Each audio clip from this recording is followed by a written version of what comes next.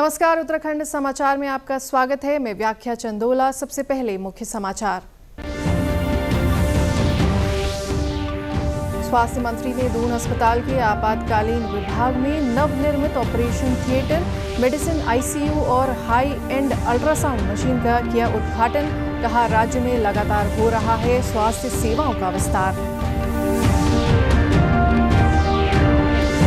पिथौरागढ़ में 180 कैदियों की क्षमता वाली जिला जेल के निर्माण का कार्य हुआ पूरा। माह के अंत तक होगा सुचारू संचालन।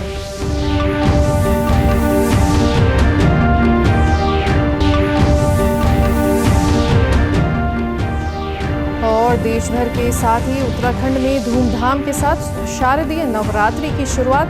पहले दिन मां शैलपुत्री की हो रही पूजा अर्चना। अब समाचार विस्तार से। प्रदेश के स्वास्थ्य मंत्री डॉक्टर धन सिंह रावत ने आज दून अस्पताल देहरादून में आपातकालीन विभाग के अंतर्गत नवनिर्मित ऑपरेशन थिएटर, मेडिसिन आईसीयू और हाई एंड अल्ट्रासाउंड मशीन का उद्घाटन किया।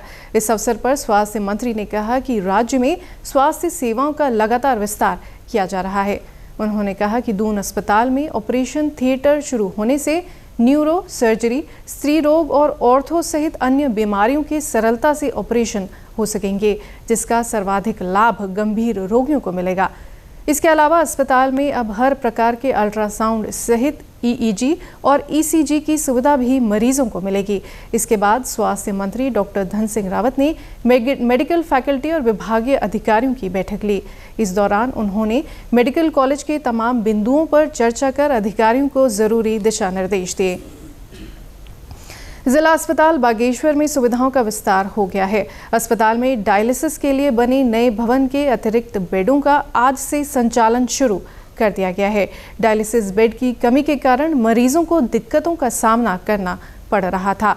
मुख्यमंत्री पुष्कर सिंह धामी ने सभी जिलों में डायलिसिस की सुविधा उपलब्ध कराने की घोषणा के बाद 2022 में जिला अस्पताल परिसर में डायलिसिस केंद्र के लिए भवन में 3 बेड के साथ डायलिसिस सेंटर शुरू किया गया था। जिलाधिकारी आशीष भट्टगाई ने बताया कि डायलिसिस सेंटर का लाभ मरीजों को पूर्व से मिल ही रहा था। अब डायलिसिस सेंटर में बेड बढ़ने से प्रतीक्षारत मरीजों को भी इसका लाभ मिलना शुरू हो जाएगा। पहले यहाँ पे 3 ही बेड डायलिसिस यूनिट में थे, तो आज 3 और बेड का यहाँ पर शुभारंभ किया गया है। तो कुल मिलाकर अब हमारे पास 6 बेड हो जाएंगे। तो जब हमारी वेटिंग लिस्ट चल रही थी तो उसमें जो पेशेंट थे उनका भी अब हम लोग डायलिसिस यहाँ पे करा पाएंगे। और जैसे मुझे बताया गया कि वेटिंग लिस्ट में 64 पेशेंट्स थे जिनका डायलिसिस नहीं हो पा रहा था। अभी तक जो वर्तमान में 54 पेशेंट्स का ही डायलिसिस हो रहा था और 4194 सेशंस लगभग इनके द्वारा संपादित किए गए हैं। तो अब जो बचे हुए पेशेंट थे उनको भी इससे लाभान्वित किया जा सकेगा। मुख्य चिकित्सा अधिकारी आदित्य कुमार तिवारी ने बताया कि डायलिसिस सेंटर में बेड कम पड़ रहे थे, जिसके चलते दिक्कतें हो रही थी, लेकिन अब मरीजों को काफी राहत मिलेगी। तो अब मुझे उम्मीद यह है कि जो वेटिंग लिस्ट है वो बहुत जबरदस्त तरह से डाउन आ जाएगी। लोगों को ज्यादा इंतजार नहीं करना पड़ेगा। नहीं, ये तो वरदान है। ये तो वरदान है आपके बागेश्वर जनपद के लिए कि मरीजों को यहीं पर वो सुविधा मिल जा रही है, जो कि नीचे जाना पड़े और उतना पेन उठाना पड़े, वो उससे तो बच जा रहे हैं पेशेंट हमारे। पिथौरागढ़ में जिला जेल के निर्माण का कार्य अब पूरा हो गया है। इस महीने के अंत तक जेल के संचालित हो जाने की संभावना है। शासन द्वारा जिला जेल के लिए पदों की स्वीकृति भी कर दी गई है। इस जेल में लगभग 180 कैदियों को रखने की क्षमता है। इस जेल के बनने से अब यहां पिथौरागढ़ के साथ ही आसपास के जिलों की जेलों में बंद कैदियों को भी रखा जाएगा, ताकि अन्य जेलों में कैदियों का बोझ कम हो सके। पिथौरागढ़ के जिलाधिकारी विनोद गिरी गोस्वामी ने बताया कि अब जेल विभाग द्वारा व्यवस्थाओं को अंतिम रूप दिया जा रहा है, जिसके बाद जल्द ही जेल को सुचारू रूप से शुरू कर दिया जाएगा। जेल जो पिथौरागढ़ जेल का मैंने निरीक्षण किया था, बिल्डिंग लगभग पूरी बन चुकी है और जो थोड़े बहुत करेक्शन वाले वर्क हैं वो इस समय चल रहे हैं। मैंने जेल विभाग के अधिकारियों से भी बात करी थी। उन लोगों ने यहाँ पर जो स्टाफ और बाकी इक्विपमेंट वगैरह लगाने हैं उसके लिए उनकी प्रोक्योरमेंट और जो उसकी व्यवस्था कर दी गई है। मुझे उम्मीद है कि इस महीने के लास्ट तक जेल को सुचारू रूप से चलाया जा सकता है। अब ये सारी चीज़ें डिपेंड करती हैं जो हम लोगों ने इसके बारे में विवरण उनको दिया है। तो जेल विभाग के ऊपर और गृह विभाग के ऊपर सारी चीज़ें डिपेंड करती हैं। देहरादून के खारा खेत में स्वतंत्रता संग्राम सेनानियों ने 1930 को नून नदी के पानी से नमक बनाकर अंग्रेजों की नीतियों के विरुद्ध आवाज उठाई थी। स्वतंत्रता संग्राम के सेनानियों के सम्मान में वहां एक स्मारक भी बनाया गया है, लेकिन अनदेखी के चलते स्वतंत्रता संग्राम से जुड़ा ये ऐतिहासिक स्थल गुमनामी में था। देहरादून के जिलाधिकारी सविन बंसल ने गांधी जयंती पर खरा खेत का निरीक्षण किया और नून नदी से जल भरकर स्वतंत्रता आंदोलन की याद दिलाई। जिलाधिकारी ने कहा कि देहरादून अपने प्राकृतिक सौंदर्य के साथ ही ऐतिहासिक विरासतों के लिए भी पहचाना जाता है। उन्होंने कहा कि खारा खेत में वर्ष 1930 में देहरादून के स्वतंत्रता सेनानियों ने नून नदी में नमक बनाकर अंग्रेजों के नमक कानून का विरोध किया और उस नमक को देहरादून के टाउन हॉल में विक्रय किया था। उन्होंने खारा खेत को हेरिटेज पर्यटन के दृष्टिकोण से विकसित करने की मांग पर खारा खेत में बैठने के लिए स्थान बनाने और पानी का कनेक्शन उपलब्ध कराने के लिए मुख्य विकास अधिकारी को निर्देश दिए हैं।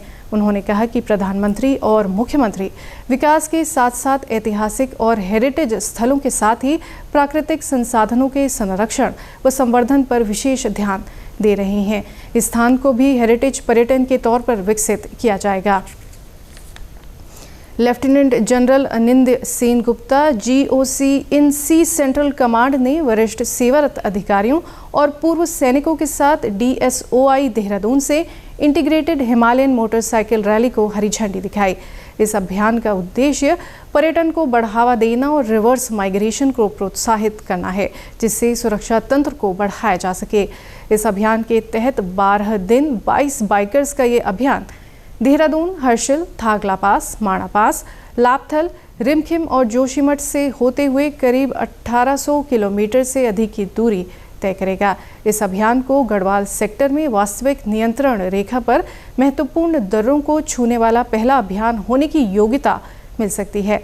अभियान दल के सदस्य इस यात्रा के दौरान वीरता, बलिदान, देशभक्ति की कहानियों को लोगों को बताएंगे।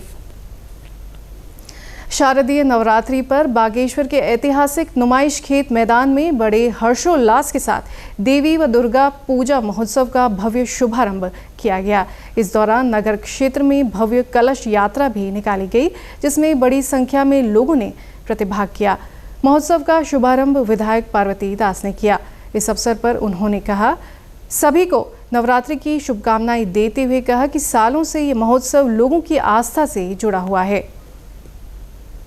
इतना भव्य कार्यक्रम जो हर साल मनाया जाता है, शारदीय नवरात्रि का ये भव्य कार्यक्रम यहाँ पर माँ दुर्गा के हमेशा भजन कीर्तनों के साथ यहाँ पर संपन्न होता है और अभी विजयदशमी तक ये चलता रहेगा। मैं सभी भक्तों को, सभी यहाँ के स्थानीय लोगों को बधाई दूंगी और शुभकामनाएं दूंगी और इस कार्यक्रम को हर साल इसी तरीके से मनाते रहें और सबको आशीर्वाद, माँ का आशीर्वाद मिलता रहे और हमारी ओर से भी शुभकामनाएं, बधाई। वहीं देवी पूजा महोत्सव के संरक्षक राजेंद्र उपाध्याय ने बताया कि समिति द्वारा पिछले 26 सालों से इस महोत्सव का आयोजन करवाया जा रहा है। उन्होंने जानकारी दी कि 10 दिनों तक चलने वाले इस महोत्सव में विभिन्न प्रतियोगिताएं आयोजित की जा रही हैं।